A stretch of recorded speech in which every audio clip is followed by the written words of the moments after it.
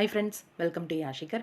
நம்மளோட ஜீ தமிழில் ரொம்பவே சூப்பராக போயிட்டுருக்க நம்மளோட கார்த்திகை தீபம் டிஆர்பி வைஸ் ரொம்பவே சூப்பரான ஒரு அதிரடியான டிஆர்பியை தான் காமிச்சிட்ருக்காங்க. ஏற்காடு அப்கமிங் வந்து நம்மளோட ரேவதி கார்த்திக் 2 பேரும் போயிருக்காங்க அப்படின்ற அப்டேட் கிடைச்சாலும் கார்த்திக்கோட ஒரு பிக் கூட கிடைக்கலையே அப்படிங்கிற ஒரு வருத்தம் இருந்துக்கிட்டே தான் இருந்தது. அதுக்கேற்ற மாதிரி அப்கமிங் ஷூட்டிங் லொக்கேஷன்லேருந்து ஒரு சில பிக்ஸ் எல்லாம் வந்து ஷேர் ஆகிருக்கு. கார்த்திக் ரேவதி 2 பேரும் வந்து அந்த ஊரை சுற்றி பார்க்குறது, அதாவது ஏற்காடை சுற்றி பார்க்கறதுக்காக வெளியில் வந்திருக்காங்க போல இருக்குது. என்ன கார்த்தி, நீங்கள் இங்கே வந்தோம் அந்த பிளாக் அண்ட் பிளாக்லேயே இருக்கீங்க, கொஞ்சம் பேண்ட் ஷர்ட்டுக்கு மாறலாமே அப்படிங்கிற மாதிரி இருந்துச்சு. அந்த ஊரை விட்டு, அதாவது பார்ட் 1 விட்டு வெளில வந்த உடனே டோட்டலாக சேஞ்ச் ஆன மாதிரி காமிக்கிறாங்க.